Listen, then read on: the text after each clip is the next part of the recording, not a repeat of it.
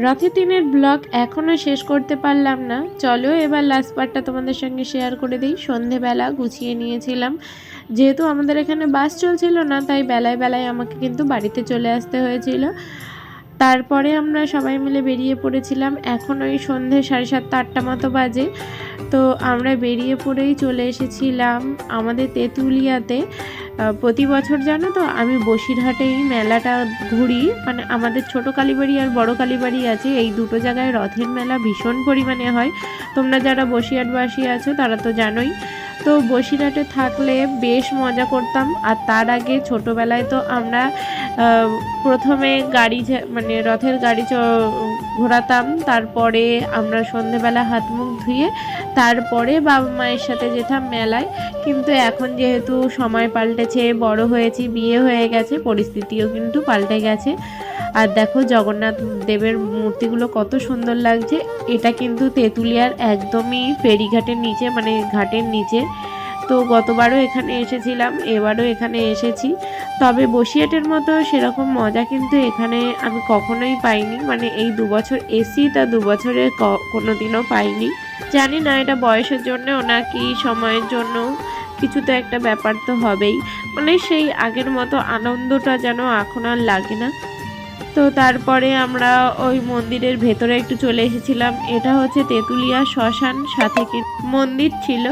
আজ 2-3 দিন হয়ে গেল এই রথের ভিডিওটা দিতে, মানে ওই যে এডিট করতে করতে সময় চলে গেছে অনেকটা পরিমাণে। আর এই 2-3টে পার্ট একই দিনে দিলে তোমাদের দেখতেও ভালো লাগবে না, তাই এরকমভাবে কিন্তু দিলাম। তবে বেশ ভিড় হয়েছিল, যেহেতু বৃষ্টি হচ্ছিল না, তাই মোটামুটি ভালোই লোকজন কিন্তু হয়েছিল গতবারের তুলনায়। তবে এবছরে দোকানপাট একটু কমই বসেছিল। আর এখানে প্রচুর মাটির জিনিসপত্র বসেছিল, ছোট ছোট হাঁড়ি কড়া, মানে বাচ্চাদের খেলনার জন্য। তবে আমাদের বাড়িতে কোনো বাচ্চা নেই, তাই আর এগুলো কিনলাম না। আর প্রচুর জিনিস বসেছিল, কিন্তু প্রচণ্ড পরিমাণে দাম। আমরা একটু ঘুগনি খেয়ে নিয়েছিলাম, আর সেরকম কিছুই খাইনি। তারপরে চলে এসেছিলাম তেঁতুলিয়া মার্কেটে। এখানেও দেখে একটা বড় রথ নিয়ে যাচ্ছিল, তাই আমরা একটু সবাই মিলে দড়িটা টেনে নিয়েছিলাম। রথের দড়ি যেহেতু টানতেই হয় প্রতি বছরই, কিন্তু আমার কোনো না কোনোভাবে টানা পড়ে যায়। গত বছরে আমি কাজ থেকে বাড়ি আসার সময় কিন্তু দড়িটা টেনেছিলাম। মাঝে 2-3 দিন বেশ জ্বর ছিল, যার কারণেই কিন্তু আরও এডিট করতে পারিনি। তো তারপরে চলে এসেছিলাম একটা দোকানে, আর এখান থেকে চুড়ি নিয়ে নিচ্ছিলাম, যেহেতু সামনেই শ্রাবণ মাস। আর শ্রাবণ মাসে সবুজ চুড়িটা আমি এই 2 বছর পরছি। আগে আমি কখনো দেখিনি পরতে, এটা শুনেছি অবাঙালিদের নিয়ম। তবে এখন যেহেতু প্রতিটা মানুষই বাঙালি অবাঙালি সব নিয়মই পালন করছে, তাই এটা কিন্তু সবাই প্রায় পালন করছে।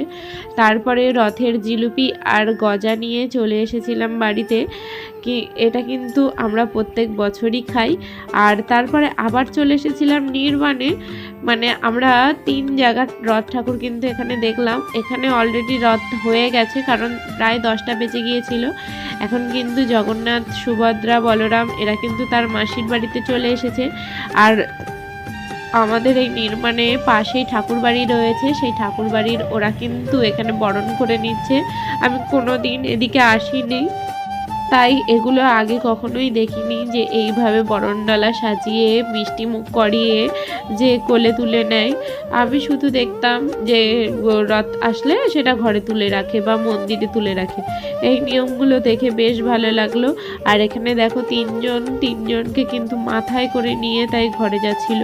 আমার শাশুড়ি মাও একটু ভেতরের দিকে গিয়েছিল, প্রণাম করে চলে এসেছিল। আর আমরা লাস্টে কিন্তু মিষ্টি মুখ করেছিলাম, মানে তাদের বাড়ি থেকে মিষ্টি মুখ করে বাড়িতে চলে এসেছিলাম। এরপরে আর কোনো ভিডিও ক্লিপ নেওয়া হয়নি।